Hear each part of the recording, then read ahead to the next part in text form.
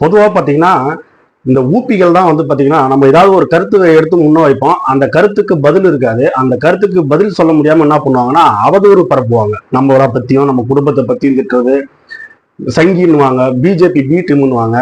இந்த வேலையை ஊப்பிகள் இந்த வேலையை செய்வாங்க. அது எல்லாரும் பார்த்தது, தெரிஞ்சது, ஊரறிஞ்சது. அதுக்கு சற்றும் குறையாத அளவிற்கு தான் இந்த தற்குறி கழகத்தை சேர்ந்த ரசிகர்கள் நேற்று செஞ்சிருக்காங்க. திரள் நிதியை பத்தி பேசினாங்க. அண்ணா வந்து பணக்கொழுப்புன்ற மாதிரி ஒரு 19 ரூபா அவர் சொல்லிட்டு போன வார்த்தை அது. அதுக்கு பதில் இவங்க வந்து நம்மளை கலாய்க்கிறன்ற பேர்ல வந்து திரள் நிதியில் வயிறு வளர்க்கும் சீமான், திரள் நிதி வந்து பிச்சை எடுக்கிறாங்க அப்படி இப்படின்லாம் வந்துட்டு நேற்று சொன்னாங்க. அதுக்கு நாம வந்து ஒரு பதிலுக்கு திரள் நிதியை பத்தியும் இவங்க சுரண்டி சம்பாதிச்ச பணத்தை பத்தியும் நம்ம ஒரு காணொலி போட்டோம். கீழே வந்து பாத்தீங்கன்னா கெட்ட கெட்ட வார்த்தையில பேசுறது, அசிங்கமா பேசுறது, இவங்க இப்படியே விட்டா ஆகாதுல்ல, முடிச்சு விட்டு போயிடணும்ல, இதான் முடிக்கிறான். புலி புலி கஞ்சி நிற்கும், 1000 மிருகங்களோடு நிக்கிற திமிரோடு நிற்கும். இப்ப என்னன்னா கொள்கை பரப்பு செயலாளர்னு ஒரு ஆள் இருக்காங்க. அதுக்கப்புறம் பாத்தீங்கன்னா அந்த டிவி விவாதத்துல ஒரு ஆள் முன்னாடி கலந்துக்கிட்டாங்க. இவங்களுடைய அரசியல் அறிவு பாருங்க. விஜய் நடிச்ச 68 படங்களும் 1000 புத்தகங்களுக்கு சமமா. புத்தகம்லாம் நீங்கெல்லாம் படிச்சிடலாம், நீங்க வந்து அறிவு வளத்துக்கு தேவையில்ல. நீங்க விஜய் நடிச்ச 68 படத்தையும் வீட்டுல போய் உட்காந்து பாத்தீங்கன்னா, சிடியை போட்டு பாத்தீங்கன்னா, குடும்பத்தோட பாத்தீங்கன்னா, அவர் நடிச்ச 68 படத்தை உங்களுக்கு வந்து இந்தியா உலக அரசியலே நீங்க கத்துக்கலாம். ஏன்னா அந்த 68 படமும் 1000 புத்தகங்களுக்கு சமம்.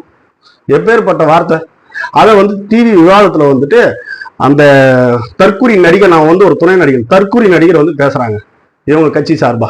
சரி, ஓகே. அண்ணன் வந்து 68 படம் நடிச்சிருக்காருன்னா 68 படத்துக்கும் ஒரு 1000 புத்தகங்களுக்கு சமம். அது ஒரு 1000 புத்தகங்களுக்கு அவங்க கட்சி சார்பா பேசுறாங்கன்னு சொல்லி கூட போயிடலாம். அடுத்து அவங்களுடைய கொள்கை பரப்பு செயலாளர்னு ஒரு நாய் சுத்து பத்தியா, லயோலா மணின்னு சொல்லிட்டு, அவன்லாம் என்ன, ஒருவேளை அவன் லயோலா காலேஜ்ல படிச்சானா இல்ல வெளியே நின்று ஏதாவது வந்து பஞ்சு மிட்டா வித்துட்டு இருந்தானான்னு தெரியல. அவன் அறிவு அதுக்கு மேல. அவரு சொல்றாரு 2026ல திமுகவும் அதிமுகவும் 2 கூட்டணி வைக்குமா விஜய் அரசியலை பார்த்துட்டு.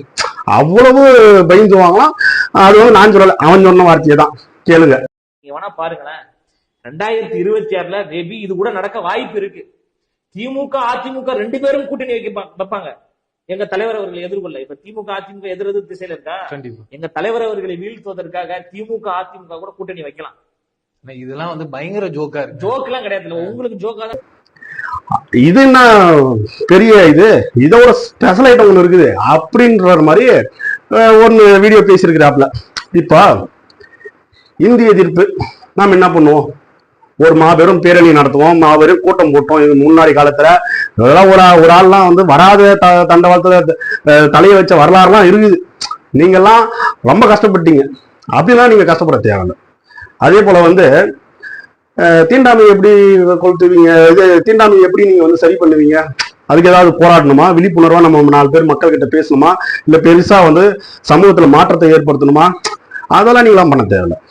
அது என்ன பண்ணணும்னு சொல்லிட்டு அவரு தலைவர் கொள்கை பரப்பு செயலாளர் சொல்றாரு. அதுக்கப்புறம் பாத்தீங்கன்னா சேரியும் ஊர்வம் தனித்தனியா ஆகிது.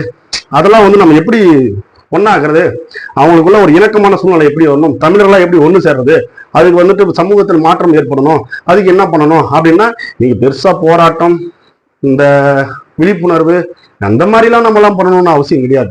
அதை என்ன பண்ணணும்னு சொல்லிட்டோம் ஐயா சொல்றாரு, கேளுங்க.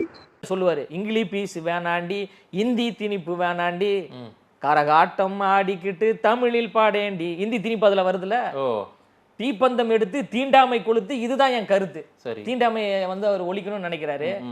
சேரி இல்லா ஊருக்குள்ள பிறக்க வேணும் பேரப்புள்ள. அப்போ ஊரும் சேரியும் தனியா பிரிஞ்சிருக்க கூடாது, ஒரே ஊரா இருக்கணும்னு அவர் நினைக்கிறார். இப்படிப்பட்ட கொள்கை பரப்பு செயலாளரை வச்சுக்கிட்டு எங்களை கலாய்க்கிறீங்க. அதுவும் நேற்று அந்த இன்னொருத்தன் போட்டிருந்தான், எங்களை கலாய்க்கிறன்ற பேர்ல பாட்டு பாடுறாரு அவரு, திரள் நிதின்னு பாட்டு.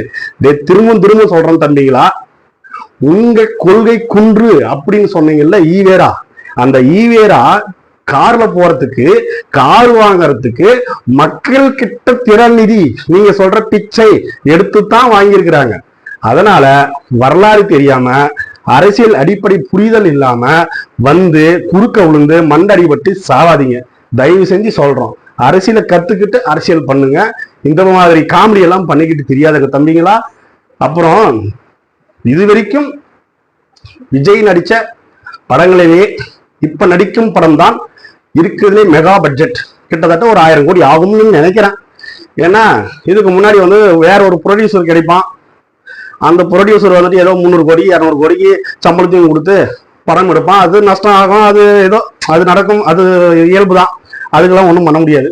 ஆனா இப்போ வந்து இவரு நீங்க சம்பாதிச்சதா சொல்றீங்கல்ல, அந்த மொத்த பணத்தையும் இவர் இறக்க போறாருன்னு நினைக்கிறேன்.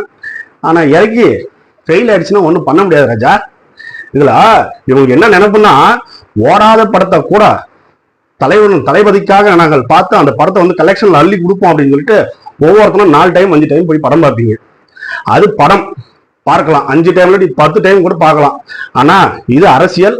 ஓட்டு ஒரு டைம் தான் ராஜா போட அனுமதிப்பாங்க, 4-5 டைம்லாம் போட அனுமதிக்க மாட்டாங்க. அதெல்லாம் கொஞ்சம் புரிஞ்சுக்கிட்டு பேசுங்க.